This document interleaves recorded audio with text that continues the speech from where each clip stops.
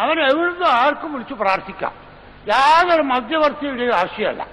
ഏത് മനുഷ്യനും എവിടുന്നും വളരെ എളുപ്പത്തിൽ യാതൊരു പ്രയാസമില്ലാതെ വിളിച്ച് പ്രാർത്ഥിക്കാം.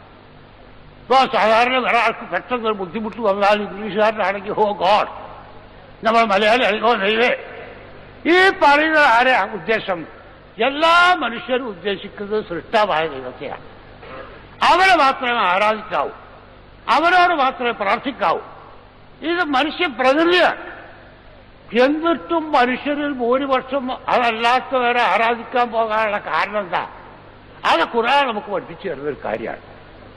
ഇന്ന ശൈത്താനേക്കും അതും ഫസ്തഹ് വെതവൻ ഇന്ന സാബിസായി.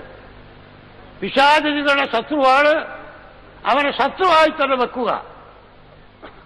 അവൻ അവന്റെ സൈന്യത്തെ ആളുകളെ നരകശിക്ഷയിലേക്ക് ക്ഷണിക്കുകയാണ്. ഇതാണ് പിശാച് മനുഷ്യ മനസ്സിൽ അല്ലാഹുവല്ലാത്തവരെ ആരാധിക്കുന്നതിനെ നല്ല കാര്യമായി തോന്നിപ്പിക്കുന്നു.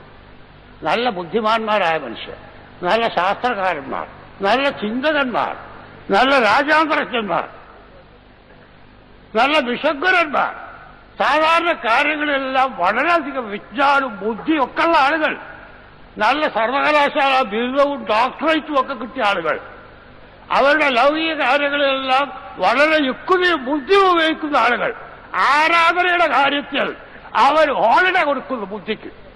ആരാധനയുടെ വിഷയം വരുമ്പോ അവരുടെ യുക്തിയില്ല, ബുദ്ധിയില്ല, ഒന്നുമില്ല. അന്ധമായ അനുകരണവും അന്ധമായി അല്ലാഹുവല്ലാത്തവരെ ആരാധിക്കുവാൻ അവർ ഒരുപ്പെടുന്നു. ഇതാണ് ഖുർആൻ പൗരാണിക കാലത്തെ രണ്ട് സമുദായങ്ങളെ പറ്റി പറഞ്ഞു. ആദമോ സമൂഹ് وَطَوَيَّنَ لَكُم مِّن مَّسَاكِنِهِ وَزَيَّنَ لَهُمُ الشَّيْطَانُ أَعْمَالَهُمْ فَصَدَّهُمْ عَنِ سَبِيلِهِ وَكَانُوا مُسْتَبْصِرِينَ. ആദ് സമൂദ് വർഗ്ഗക്കാർ അവരുടെ വാസസ്ഥലങ്ങളുടെ അവശിഷ്ടങ്ങളിൽ നിങ്ങൾക്ക് അവരെ മനസ്സിലാവും. അവർക്ക് പിശാച് അവരുടെ പ്രവർത്തനങ്ങൾ നല്ലതായിട്ട് മനസ്സിൽ തോന്നിപ്പിച്ചു. അങ്ങനെ അള്ളാഹുവിന്റെ മാർഗത്തിൽ നിന്ന് അവരെ പേപ്പിച്ചു കാണും. വക്കാനോ മുസ്തബ്സിരി, അവർ ചിത്രക്കാരായിരുന്നില്ല, അവർ നല്ല കാഴ്ചയും ബുദ്ധിയുള്ള ആളുകളായിരുന്നു.